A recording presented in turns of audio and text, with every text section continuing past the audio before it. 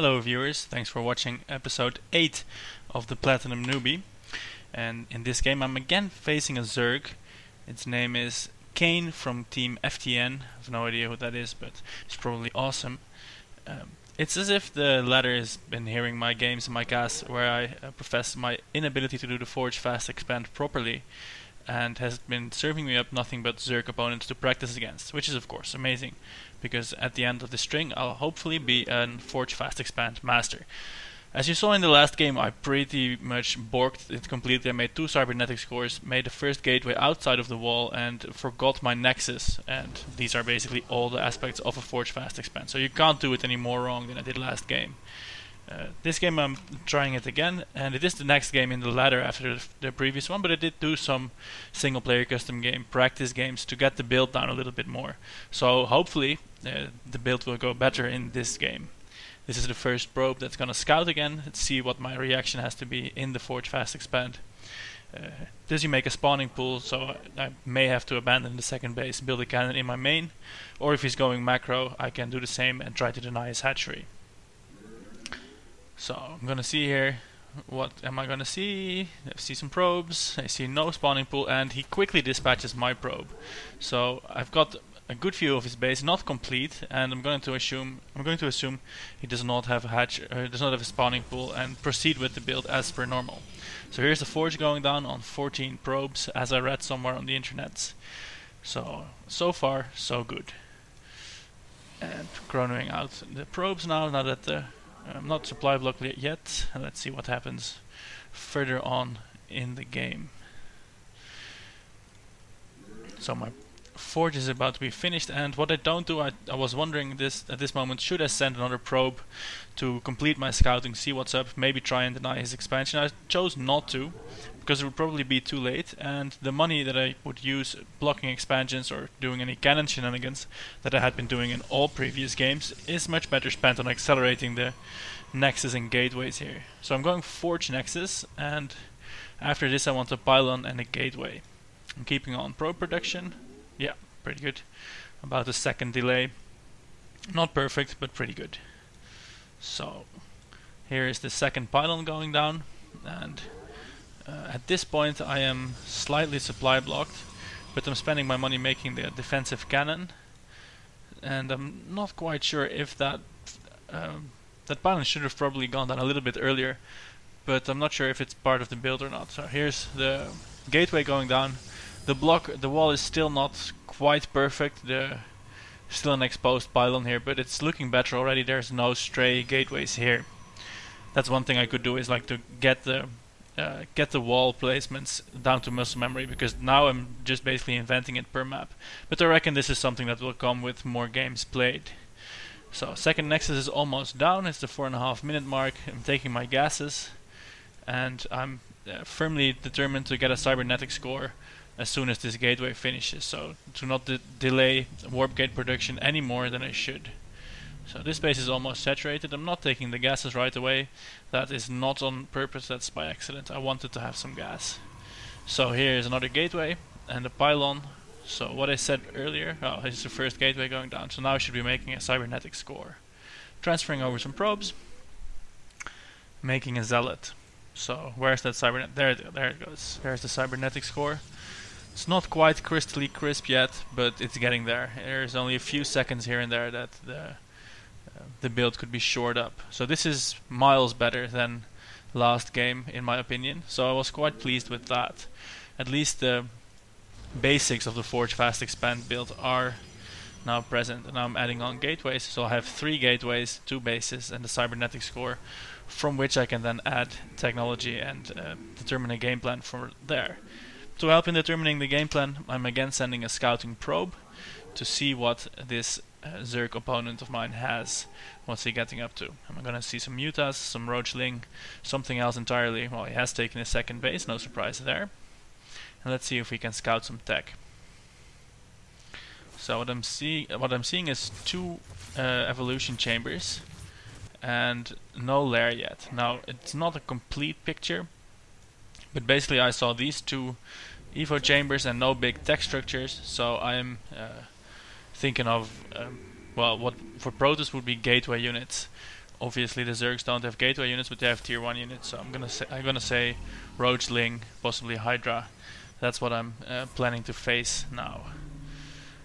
My reaction, forgot exactly what I did. Probably make gateway units and add some tech, but the tech, we're just gonna have to go and see. I've kind of forgot what I did this game. At least I'm gonna go kill the Overlord here, or chase it away for at any rate. That's always nice. In the late game, the Overlords for Zerg are completely disposable. They're expendable, good scouts. In the early game, it can hurt a little bit if you manage to take out an Overlord. Let's see if I actually get it. Yeah, I get it. 100 XP. Wow. One thing I have noticed is that the XP really doesn't mean anything. I've had 50, 60th level players that were horrible, and 6th level players that were pretty good. So it really is no indication at all. You even get it for custom games, the experience. So whatever you do, don't look to the level for any indication of skill. So I'm getting a Twilight Council down. So I'm going to move in the direction of Templar with some gateway units with either Blink or Charge, probably. And in the meantime, we can, if we look at the units tab, I've got 37 probes here, so I could be doing better on the probes. And we see the Zerg now has 51 probes already. I have not put in any pressure, or I didn't do any pokes or pressure or whatever. So I know this in the game. So I'm thinking now I should probably start moving out and try to do some damage. And this, I think, is a mistake, because this army is really small. It's too small to get the Protoss Death Ball effect. The upgrades are about done, but well, one of the upgrades, the weapon upgrade, is about done. Second forge going down. So what I said a few games ago, I want to get more forges, more upgrades. I'm doing that. That's working out pretty well for me. Templar Archives going down here for Psystorm. So I'm teching up and getting probes on my 2 bases. So this means this is a scouting zealot, by the way. So that should mean that I should probably wait and build up a little bit of an army, try to take a third maybe, and then with my tech attack. Now what I'm going to do now, if I recall correctly, is the opposite of that. Attack just before the tech finishes and I get the benefits of having teched up and done relatively little in map control. So we'll see how that works out. This zealot here is going to scare the queen, not going to do much else than scare her, because he's just alone. I should have maybe sent 2 or 3 zealots, but this was meant as a scout and not as an attack. So that's a mistake here. If you're going to send a zealot, send 1 or 2 more. If you find an errant base, you might be able to do some damage. On the other hand, if it's just a scout, it's just a scout. One thing that annoys me, I get the observer and I usually send it off to the map, but when you use the F2 select all army key, you get the observers in it as well. So when you use F2 to select your whole army and then give an order, the observer is going with it. I don't think there is a way to choose which units are selected by the F2 key. If anyone does know, please let me know in the comments. I'll be very grateful. So I'm moving out here with gateway units, a mothership core and an observer, and you'll notice a distinct lack of Templars, even though I am now making them. And here we meet a few roaches, and at this point I'm happy because I'm thinking this is it, but then here's a couple more units, the Roach Hydra, that I was expecting. This engagement is not going well at all, and at this point I'm trying to do the recall, and I'm doing the recall by clicking the minimap, and that does not work. I mean, it does work, but you have to click the nexus exactly, and your Zerg players that do injects from the minimap will know the pain of this, or if you're pro at this, you will know the ease of it. It's better to get the nexus in view either with the location hotkey or by clicking the minimap and then doing the recall button, and you might be in time. This cannon, Bronze League hero moment, I have no idea what that's about. A warp-in point that has a little bit of extra defense, but I have no army, so there's no way I'm going to defend this anyways. Makes no sense. Mistake. Shouldn't have done that. So the observer here is keeping tabs on everything, and I'm painfully aware in the game at this point that I lost that engagement badly. Basically gave away a huge chunk of minerals here. If you look at the units lost tab, it's 2600 to 700. So that's a huge advantage for my opponent. And what I'm trying to do is to, well, I gave away my storm here, pretty much for free, doesn't do any real damage. And here's a large army versus my small army. and that goes about as well as you might expect. Not great at all. So the Zerg is entering my base. What do I have? I have some cannons here, some extra gateways going down here, and a way too small stalker contingent that will try at least valiantly to take down these hydras on move command, which gets them a few kills, but then they get taken out. At this point I've basically lost the game. And you might say, well, it's your third, fourth, I don't know, millionth loss in a row, but this game was different because I did the build somewhat correctly, and at least it worked out a bit. I did something else, I made a horrible engagement, and that ended up costing me the game, basically. At the point of that engagement, the Zerg was way ahead in worker count. Here, look at this, this is cute, isn't it? Four Stalkers gonna fight back. The Zerg was already ahead in worker count, so I really had to do some damage with that attack, but it was poorly timed, poorly executed, and I didn't recall when I met an overwhelming force. So that was some clear mistakes in this game. Not the build so much, I'm sure it can still be improved. This is just panic tag, doesn't do anything. So the build is a lot better, but I still messed up. And hopefully next game will be better still. Maybe against the Zerg, maybe against something else. I haven't played it as of yet, which I will do after the casting. Look, these 2 hero Zerglings, 3 kills on this one. This one is spazzing out, and 2 kills on that one there too. 2 awesome Zerglings, which will meet my hero Colossus. The one, the only. No, he's not gonna get them anyway. Is he? Is he? Come on, get the Zerglings. Bomb!